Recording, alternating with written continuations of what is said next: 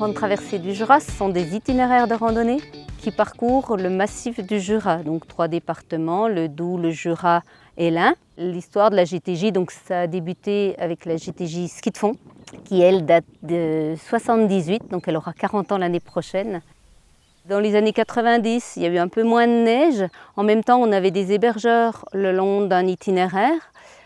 C'était le plein boom du VTT. Puis au fil des années, on a développé une GTJ à pied qui fait 400 km aussi. En 2006 sont venus les GTJ cyclotouristes à vélo, plus à raquettes.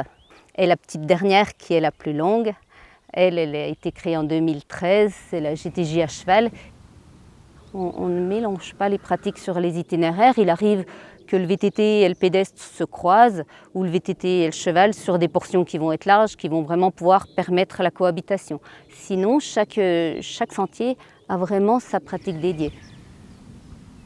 On a des publics très sportifs, plutôt sportifs sur le VTT, qui reste quand même quelque chose, une clientèle assez jeune, assez dynamique, assez sportive. Après, sur le pédestre, on va avoir beaucoup de randonneurs donc, qui viennent pour la découverte de la région et puis parce qu'ils aiment marcher. Alors là, on va avoir un public plutôt contemplatif, hormis des gens comme Stéphane qui veulent faire une compétition et qui veulent vraiment parcourir le massif en faisant des défis. On a des défis sur la GTJ de plus en plus. Le trail à la base c'est aussi un défi personnel, qu'on le pratique en compétition ou non. J'ai réalisé déjà ce genre de défi l'année dernière sur la traversée des Vosges. Donc je me suis amusé à traverser tout le massif des Vosges en utilisant un caractère un peu participatif, c'est-à-dire donner un maximum de renseignements sur mon avancement pour donner la possibilité à des personnes de venir me rencontrer pour courir 5, 10, 15, 20, 25 km avec moi ou plus. Finalement j'ai décidé cette année de faire la même chose que j'ai fait dans les Vosges mais dans le Jura en traversant depuis Pontarlier jusqu'à Bellegarde, ce qui représente un parcours à peu près de 194 km au travers tout le massif en utilisant la grande traversée du Jura, qui est un sentier connu et reconnu, qui me permet, je pense, de me faire une bonne idée de ce qu'est le massif, de long, en large et en travers. Comme ils font un défi, ils ont besoin quand même de savoir où ils vont.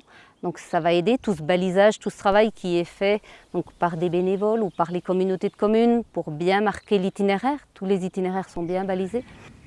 Ça donne un avant-goût, j'ai envie de dire, on rencontre des gens, quand on vient il y a tout ça aussi, c'est l'environnement, c'est pas uniquement le terrain. Le fait de le faire à pied, on va plus au contact, je pense, des personnes, notamment pendant les reconnaissances, où on prend un peu plus de temps. Sinon, c'est aussi aller à la rencontre totale d'un massif que je connais. Merci. Bravo. Bonjour à tous. Bonjour à tous, c'est Christelle. Marie. Alors on se filme parce qu'on fait la traversée du Jura. En lien avec une association, donc c'est Nos Petites Étoiles. Les œuvres caritatives, les gens comme les gens des Petites Étoiles, l'association, vont utiliser une image de la nature et de l'itinéraire pour aller chercher, pour aller sensibiliser d'autres personnes sur leur cause. Ce projet est né déjà d'une amitié, d'un dialogue autour de notre passion qui est la marche nordique et que la force de notre pas soit dédiée pour soutenir une association. Ça donne vraiment envie de marcher pour eux, de donner un autre sens au pas, d'avancer et de penser à tous ces enfants qui n'ont pas la chance de pouvoir faire ce qu'on fait parce qu'ils sont atteints d'une maladie. On a la chance d'avoir un massif qui a beaucoup de particularités, qui a une nature extrêmement préservée dans le Jura, beaucoup de verdure, beaucoup de choses différentes à voir. On a aussi beaucoup de patrimoine culturel. C'est quelque chose qui va sensibiliser les gens.